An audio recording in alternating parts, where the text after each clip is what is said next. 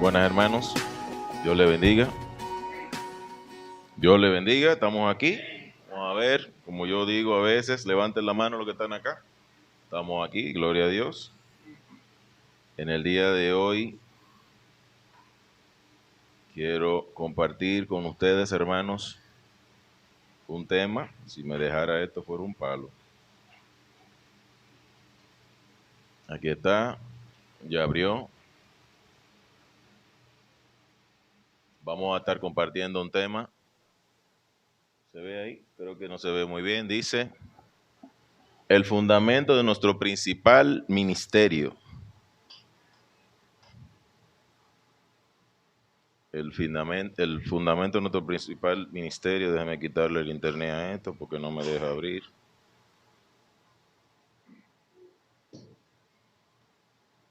Ok. Bueno, ¿qué le pareció el drama? Cualquier parecido con la realidad, ¿verdad? Oh, Señor. Ok. ¿Ustedes saben cuál es el principal ministerio de nosotros los cristianos? Sí, Daniel. Predicar el evangelio. Está claro, hermano. Es el principal de los ministerios que nosotros tenemos aquí en la tierra. Predicar el evangelio, el mensaje de salvación a todas las personas con las que nosotros podemos entrar en relación, ¿no? En cualquier ámbito que nosotros estemos, ¿no? Y muchos ejemplos tenemos de cristianos, ¿no? Ese señor se la jugó ahí, ¿verdad?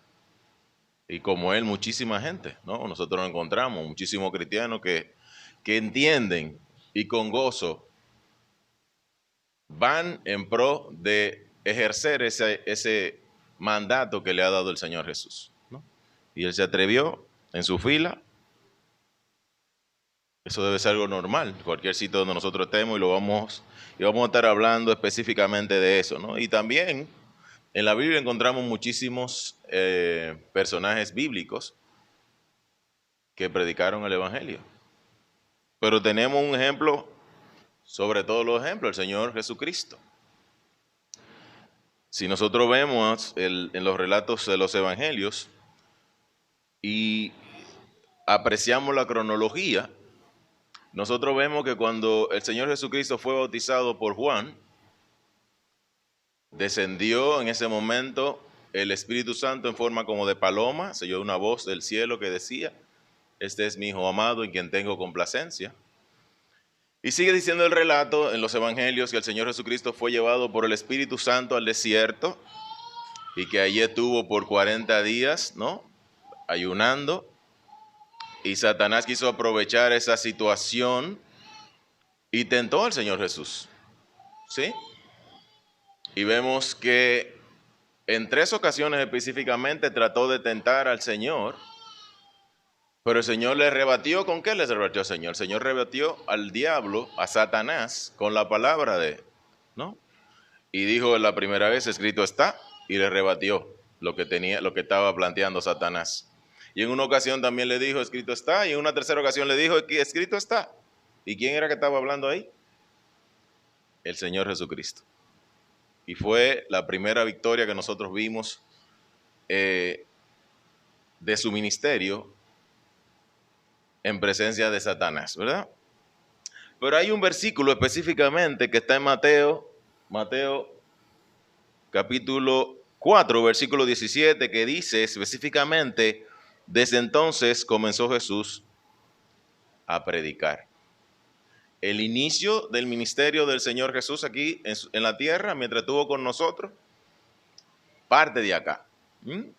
¿Y qué fue lo que él comenzó a hacer? A predicar.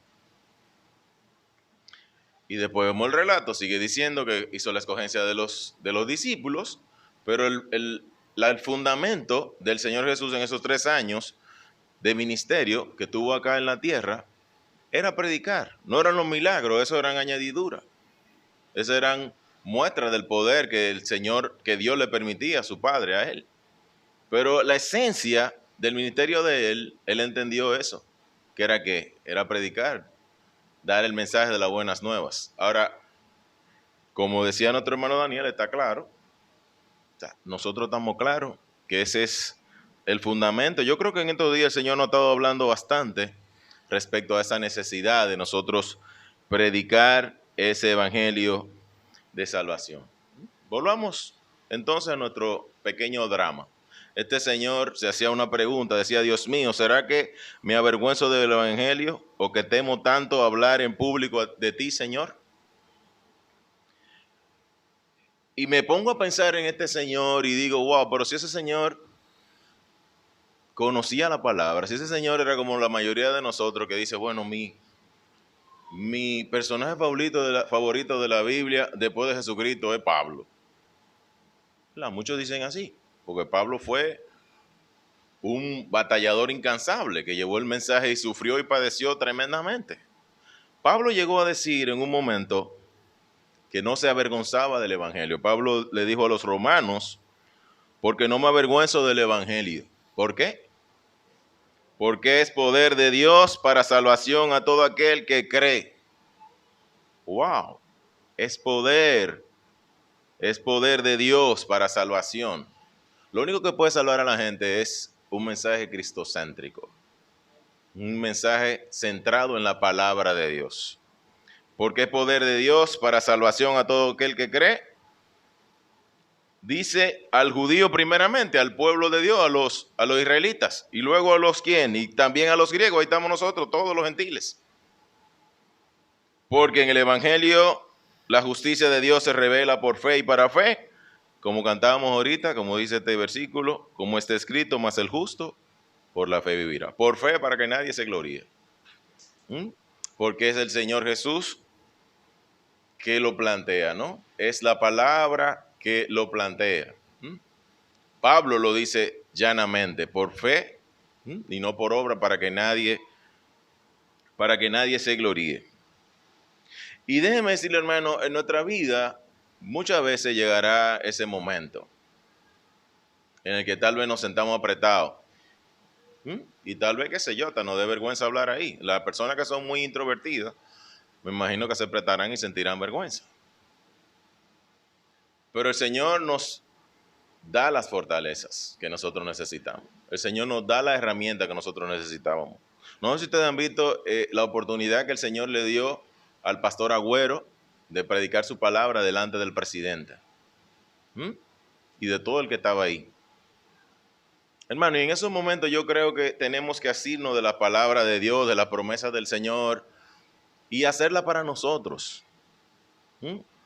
Y decir, como dijo Pablo: independientemente de la situación que sea, yo sé que yo voy a poderlo, porque en el Señor yo todo lo puedo en Cristo que me fortalece. Y yo no sé ustedes, pero yo me voy más allá y yo pienso en lo que dice Romano también, que dice que hermosos son los pies de los que anuncian la paz. Es menester de nosotros visualizarnos así, hermano, y buscar fuerza. Yo me acuerdo cuando yo era pequeño que yo tenía miedo, quería hacer la cosa, que mi abuelita me decía: mijo, pídele al Señor, dile que el Señor usa tu boca, el Señor usa tu boca. Me lo acuerdo como ahora. Y esa es la realidad. Eso es lo que nosotros tenemos que pensar, ¿no? Mí mismo, ¿tú estás oyendo mí mismo? ¿Se capta? ¿Sí?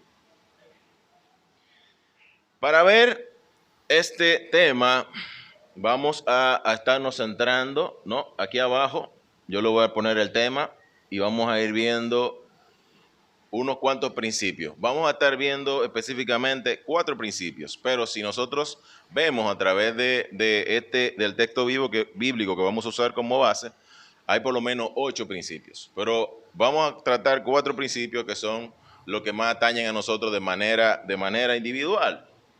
Vamos a estar usando el texto bíblico que está en 2 de Timoteo 4, 1, 5, que dice, lean conmigo, dice, es Pablo hablándole a Timoteo, la segunda epístola de Pablo a Timoteo: te encarezco delante de Dios y del Señor Jesucristo, que juzgará a los vivos y a los muertos en su manifestación y en su reino, que prediques la palabra, que instes a tiempo y fuera de tiempo, redarguye, reprende, exhorta con toda paciencia y doctrina, porque vendrá tiempo cuando no sufrirán la sana doctrina, sino que teniendo comezón de oír, se amontonarán maestros conforme a sus propias concupiscencias y apartarán de la verdad del oído y se volverán a las fábulas.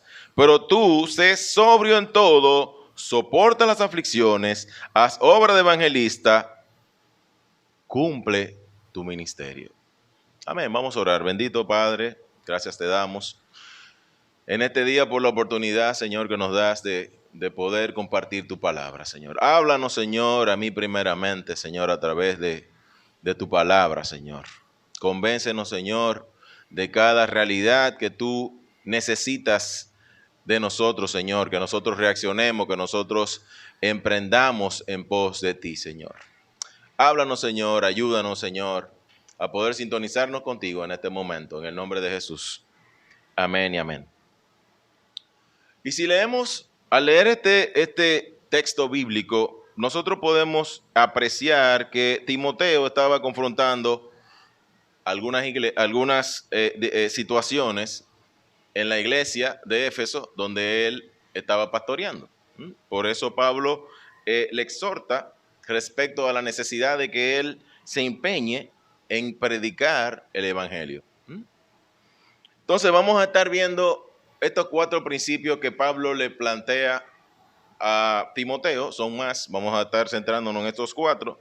Y el primero que vemos, está aquí abajo, dice que debemos de recordar nuestro llamado.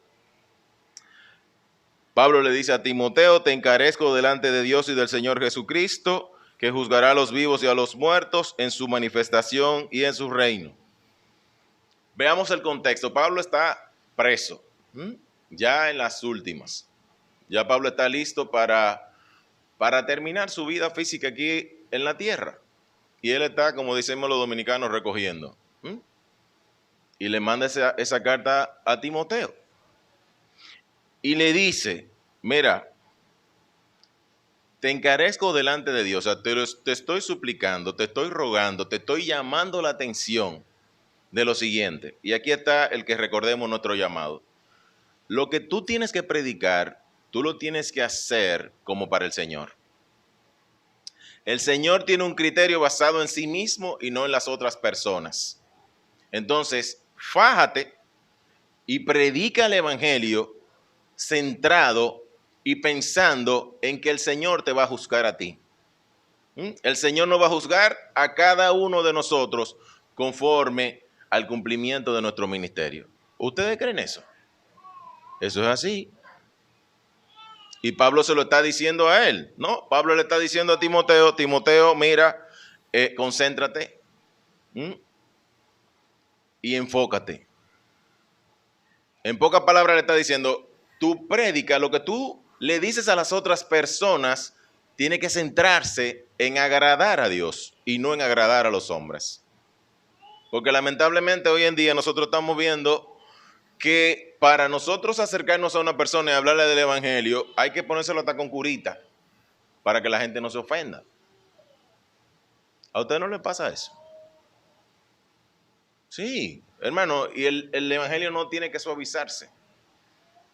El evangelio tiene que expresarse tal cual está escrito, y lo vamos a ver más adelante.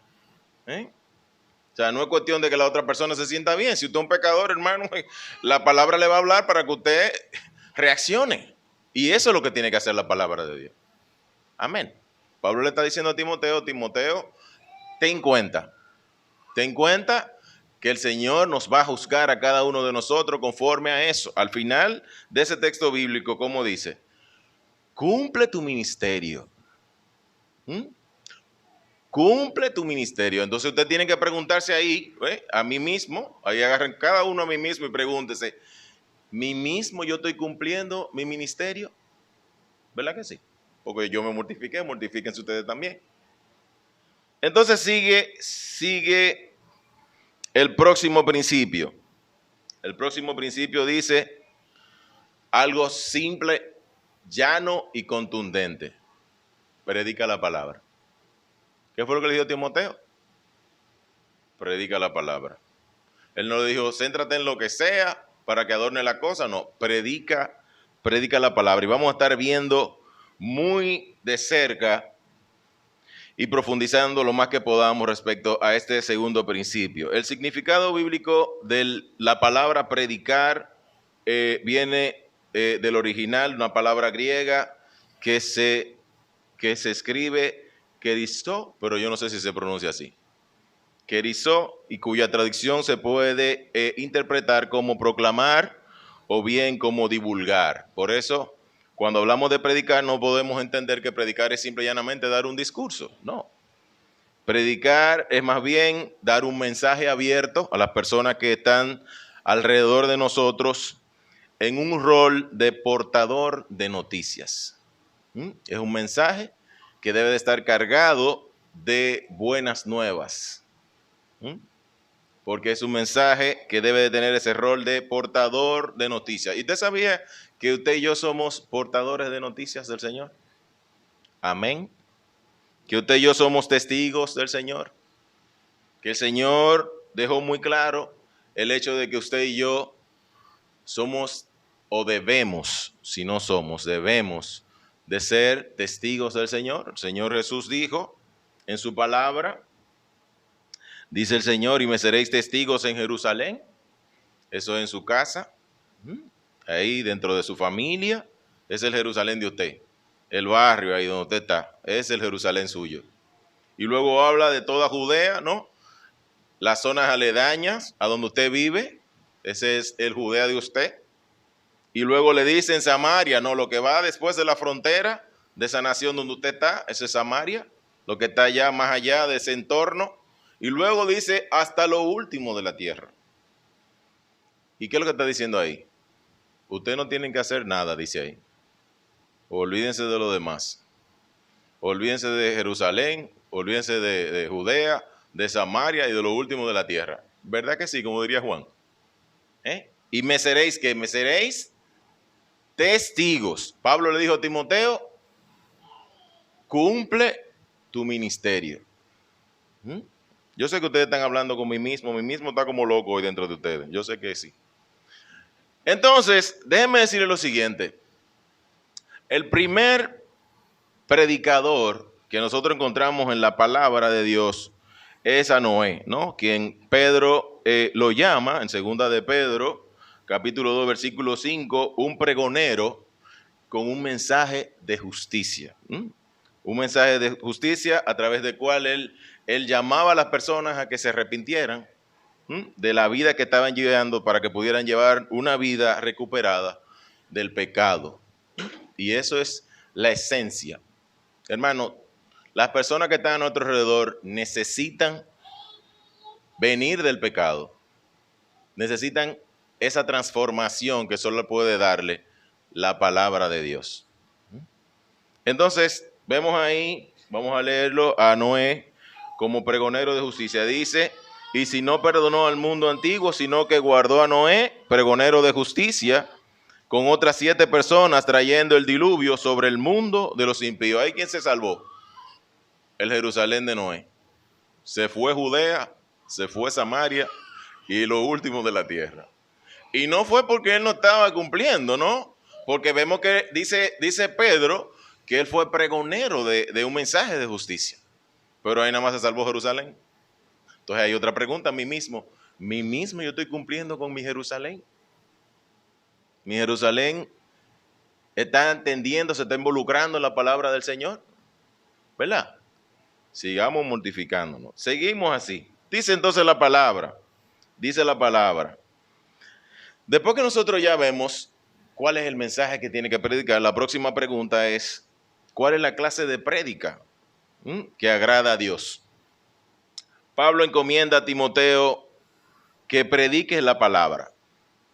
Que predique la palabra. La obediencia a ese mandamiento de predicar la palabra es el cumplimiento simple y llano a lo que el Señor nos llamó.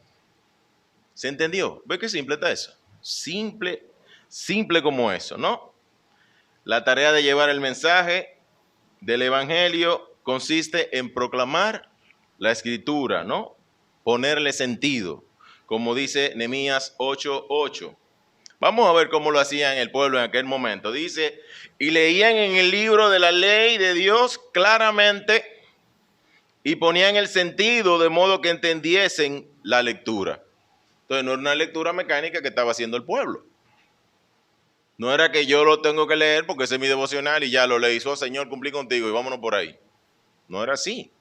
Ahí está diciendo que leían en el libro, en la Biblia que usted tiene hoy en día, claramente. Hermano, y cuando usted hace ese ejercicio, usted se va a dar cuenta que el Espíritu Santo está con usted ahí, porque el que le va a dar ese discernimiento es el Espíritu Santo. Cuando usted procura hacerlo así, usted procura entrar en intimidad con el Señor. Y el Espíritu Santo le va a dar. Y si no entiende en ese momento, le va a poner personas en su mente para que le expliquen el mensaje de la palabra. Porque usted no puede quedar dado ahí, no.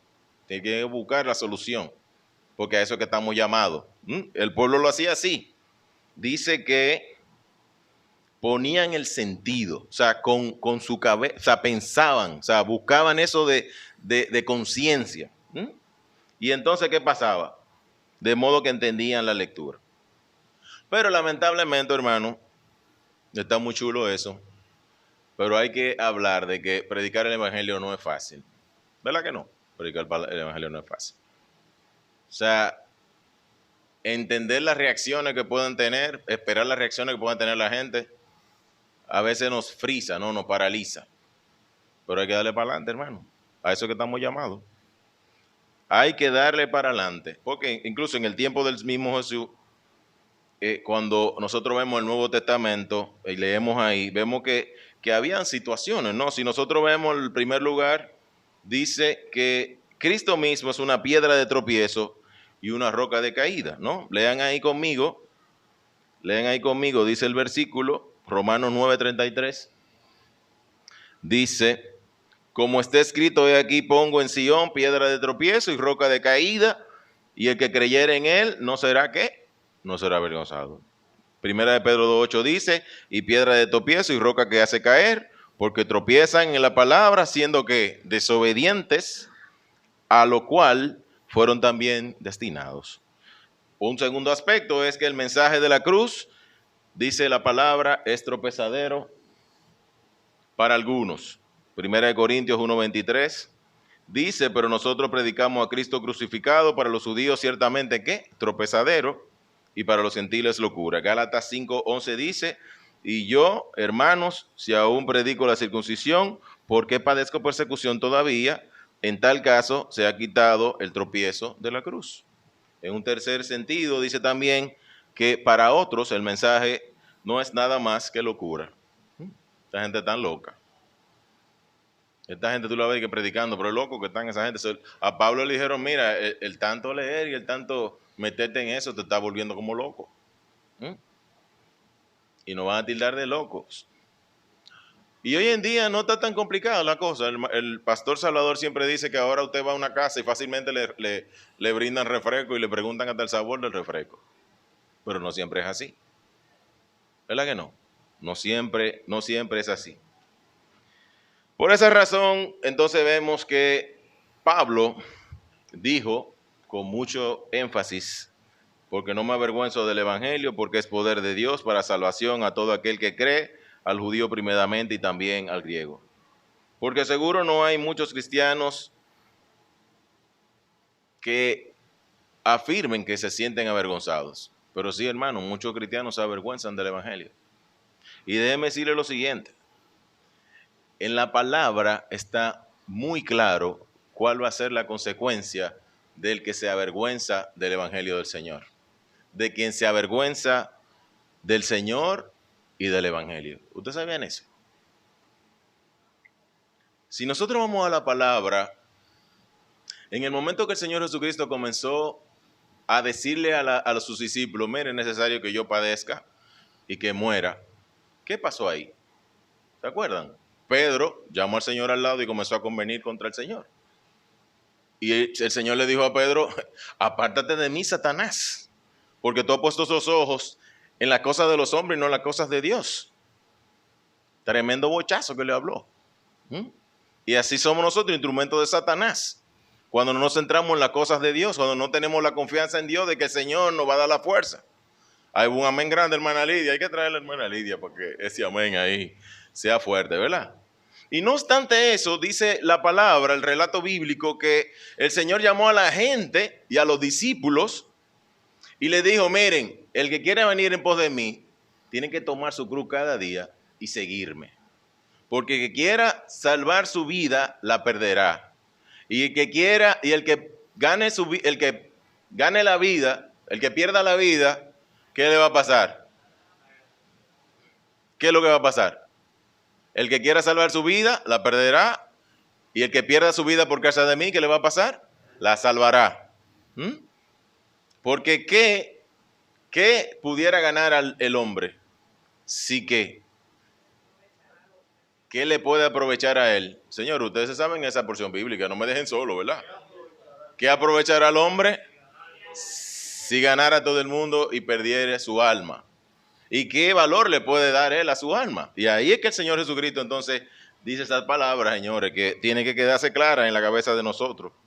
Porque el que se avergüenza de mí y de mis palabras en esta generación adúltera y pecadora, ¿qué le va a pasar? Consecuencias ahí. El Hijo del Hombre se avergonzará también de él cuando venga en la gloria de su Padre con los santos ángeles. Guay. Yo me imagino que si ese señor que estaba con esa duda al principio oye eso en este momento, dice, ¡y mi madre! ¿Mm? Pero volvamos a nuestro texto base, ¿no? Como pudimos ver, es evidente que Timoteo luchó con la tentación de avergonzarse del Evangelio. Pablo le amonestó diciendo específicamente en esa epístola, la segunda epístola, capítulo 1, versículos 8 y 9, por tanto, ¿qué le dice a Timoteo? No te avergüences de dar testimonio de nuestro Señor, ni tampoco de mí. Y nos lo dice hoy a nosotros. No nos avergoncemos. Está clara la sentencia. No nos avergoncemos, ¿no? Aparentemente, Timoteo estaba pasando situaciones y hay que hacer un ejercicio de empatía y pensar las situaciones que estaba pasando Timoteo. Timoteo, aparentemente por su juventud, los líderes de la iglesia, los ancianos de la iglesia, como que no estaban tomando muy en serio a Timoteo, como que estaban como menospreciando a Timoteo. Por eso nosotros vemos que Pablo le dice a Timoteo en 1 Timoteo 4:12 que ninguno tenga en poco tu juventud. Y me imagino que habían otras situaciones. Me imagino que Timoteo sabía que el simple hecho de estar cerca de Pablo le iba a traer inconvenientes. Que el simple hecho de él predicar el evangelio le podía llevar a él a la cárcel como estaba Pablo. Y déjenme decirle algo, le voy a contar un secreto entre nosotros. Timoteo también lo metieron preso. Ustedes no sabían eso, se lo voy a dejar de tarea. Timoteo también le tocó su cárcel. Era difícil en aquel momento, ¿eh? Ahora no es tan difícil en la sociedad que nosotros vivimos, pero hay países que sí. Que usted decir que usted es cristiano y usted predicar la palabra del Señor le trae consecuencias hasta de la muerte. Entonces, Timoteo aparentemente estaba claro con eso, sobre todo de los judíos. O sea, los judaizantes de aquel momento no querían saber de ese mensaje que estaba hablando Timoteo, que aprendió primero de su mamá y de su abuela, y luego que se fortaleció en Pablo. Pero señores, Timoteo también era un muchacho joven. Parece que él tenía, ¿verdad?, la cosa propia de la juventud. Que Pablo agarró y le dijo un consejo tremendo. Le dijo, y aquí quiero que los jóvenes atiendan, huye también de las pasiones juveniles. Sigue la justicia de la fe. O sea, oye algo.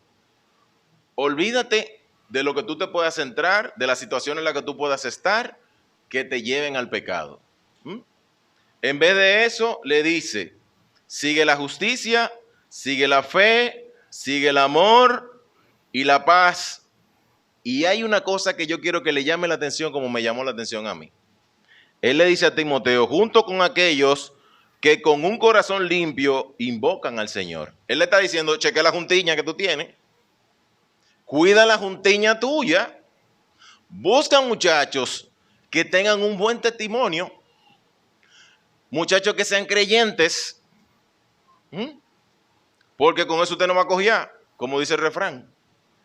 Ese fue el consejo que le dio a Timoteo. Huye de las pasiones juveniles, pero le dijo, busca buena compañía, gente que te puedan aportar, personas que tengan en común la fe de Cristo. Amén. Eso quedó claro, ¿verdad? Entonces, que cuando Pablo le estaba hablando a Timoteo sobre no te avergüences del Señor, ni de mí, ni de su mensaje, le estaba hablando en función de todas esas debilidades que tenía Timoteo en ese momento. Hermano, que son las debilidades que nosotros tenemos. Pero ahí la hermana Lidia diría, todo lo puedo en Cristo que me fortalece. Porque va a venir así, llegarán momentos complicados en ese sentido. Entonces, sigamos viendo.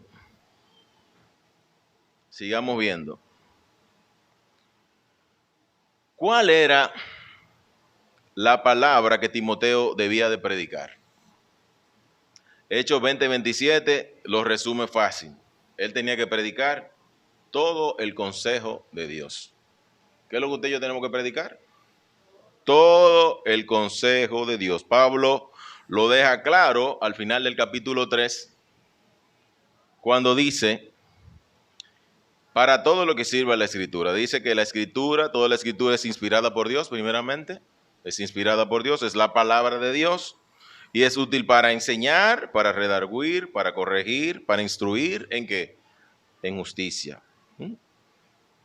Pero veamos la cronología de ese tema. ¿Cómo llega Pablo a decirle a Timoteo que predique la palabra? Primeramente, en el capítulo 1, Pablo le habla de Timoteo y le dice, retén la forma de las sanas palabras que oíste de mí en la fe y en el amor que es en Cristo Jesús. Mira, fájate. Hoy en día agarre su Biblia y fájese. Porque si usted quiere hablar cosas de la Biblia, usted tiene que saber, aprender, leer en la Biblia. No crea que el Señor va a hacer un milagro en ese momento de que usted no ha estudiado, no sabe nada lo que dice la palabra y va a estar diciendo, no, porque escrito está. Tú tienes que saber dónde está escrito, porque el Señor Jesucristo dijo, escrito está. ¿Cómo él sabía que eso estaba escrito? Humanamente hablando, porque él todo lo sabe, ¿verdad? Humanamente hablando lo estoy diciendo para que nos veamos nosotros como seres humanos de carne y hueso. Que podamos decir, como él dijo, escrito está. Luego él sigue exhortando a Timoteo y le dice, guarda el buen depósito por el Espíritu Santo que habita en nosotros. Yo busqué otra versión, la traducción del lenguaje actual, para poder entender más lo que decía este versículo. Y aquí dice este versículo, no permita que nadie contradiga la buena enseñanza que recibiste. Si tú tienes el mensaje de salvación, un mensaje cristocéntrico, un mensaje que está centrado en lo que dice la palabra de Dios, no permita que te lo rebatan, porque tú tienes la verdad. Amén. Y le dice, Dios te ha encargado ese trabajo y el Espíritu Santo te ayudará a hacerlo. ¿Quién nos dará la fuerza? ¿Quién es el que iba a mandar al Señor Jesucristo cuando Él se fuera? El Espíritu Santo que vendría. ¿Usted cree eso, hermano? Amén, eso es así. Eso es así. Luego le dice en el capítulo 2 que estudiara la palabra y que la usara bien. Porque con diligencia, procura con diligencia presentarte ante Dios aprobado. ¿Cómo usted se presenta aprobado delante de Dios? Cumpliendo conforme a la voluntad de Dios. ¿Y dónde usted aprende la voluntad de Dios? En la palabra de que usted lo aprende. Amén. Como obrero que no tiene de qué avergonzarse. Usted ve que el Señor le da la solución ahí. No estamos hablando de la vergüenza y la cosa. Entonces, usted va a estar como obrero aprobado, si tú no vas a tener vergüenza, porque el Señor le va a dar fortaleza, ¿verdad? Y que usa bien la palabra de verdad. Ahí le pone la tapa al pomo. Y ahí, así como Pablo le dijo a Timoteo, nosotros tenemos que tener claro eso. Nosotros tenemos que guardar la palabra, tenemos que estudiar la palabra y tenemos que proclamar la palabra. Como Pablo le dijo a Timoteo, cumple tu ministerio. Hoy nos está diciendo a nosotros, cumple tu ministerio. Amén. Entonces, para eso, usted debe de guardarla, debe de estudiarla y debe de proclamarla. En la epístola a los Colosenses, Pablo describe su propia filosofía respecto a la vivencia de él de la palabra de Dios. En Colosenses dice, de la cual fui hecho ministro de quién, de la iglesia, según la administración de Dios que me fue dada, ¿para qué? Para con vosotros, ¿para qué? Para que enuncie cumplidamente la palabra de Dios. ¿Para qué fue que lo llamaron a él? Y entonces usted dirá, pero no, eso él era que era ministro, que él era que tenía que predicar la palabra de Dios. Y eso es así. Eso era porque él era ministro. El Señor Jesucristo dijo, y todos los pastores me serán testigos en Jerusalén. Fue así que lo dijo. Todos los evangelistas me serán testigos. Así fue que lo dijo el Señor. Todos nosotros, los que estamos aquí, humanos, cristianos que hemos creído en el Señor, seremos testigos de Él. O debemos de ser testigos de Él. Amén. Eso está claro, ¿verdad? Y yo creo que Él lo enfatiza bastante bien, Pablo, en 1 Corintios 2, 1, 2, cuando dice, así que hermanos, cuando fui a vosotros para anunciaros el testimonio de Dios, no fui con excelencia de palabras o de sabiduría, pues me propuse no saber entre vosotros cosa alguna, sino que a Jesucristo y a este crucificado. Yo no le vine con cosas raras de sabiduría y de política y de filosofía, ni nada de eso. ¿Qué fue lo que yo le prediqué a usted? A Jesucristo y a Jesucristo crucificado.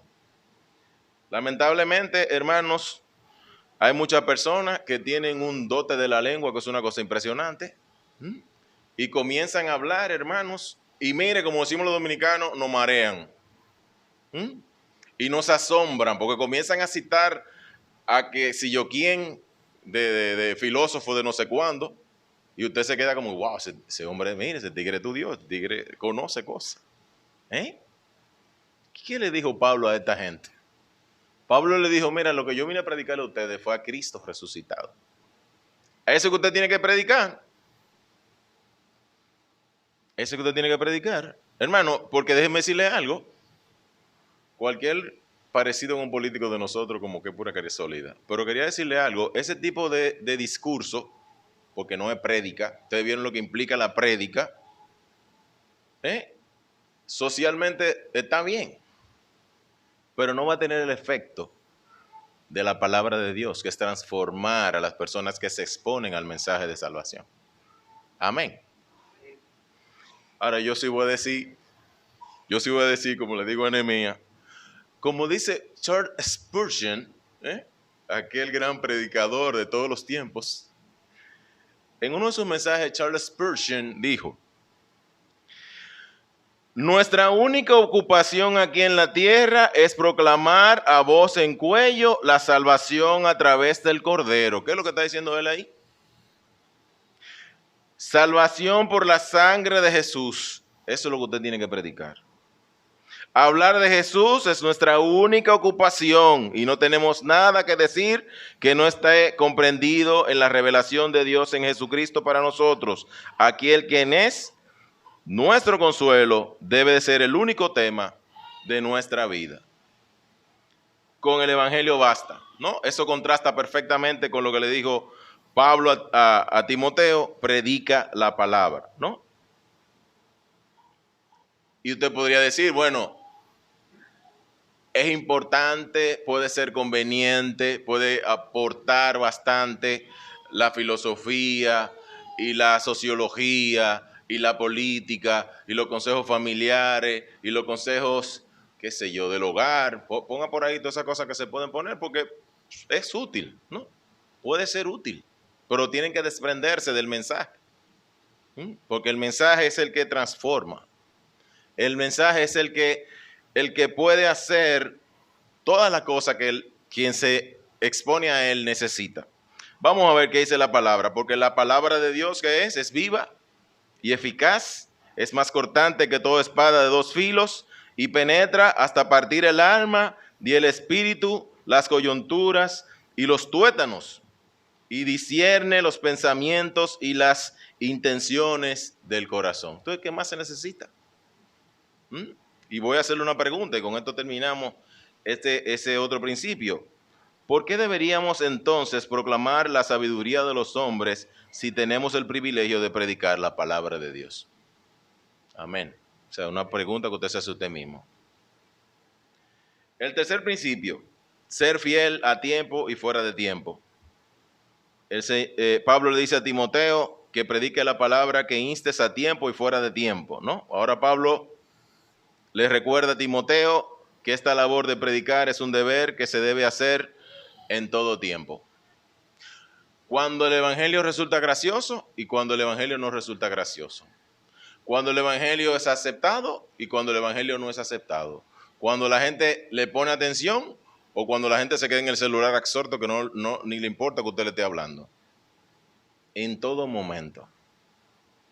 Independientemente de las circunstancias. Mire, el viernes yo fui a comprar algo a un sitio y el dependiente que había ahí, venezolano, me ve la cara.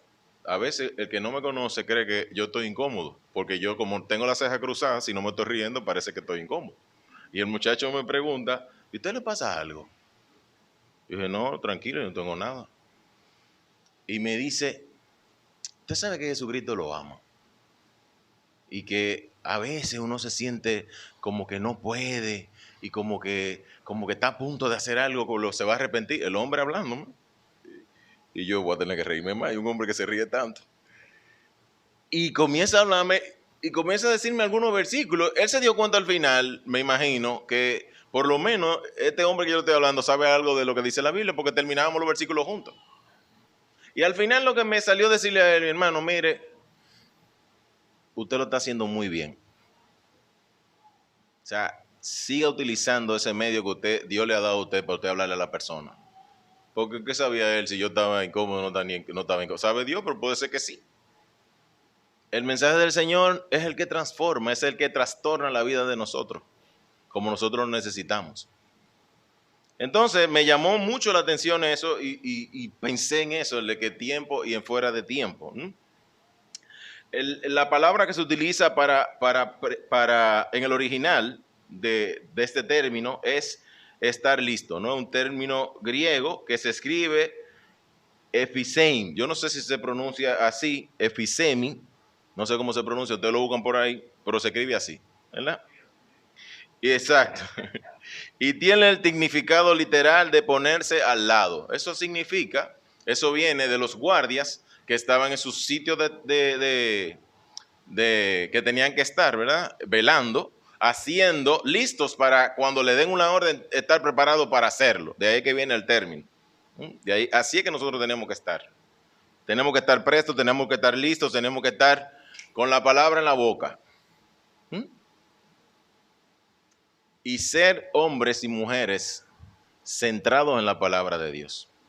Ser hombres y mujeres valientes, capaces de dar un mensaje contundente al que esté a nuestro alrededor.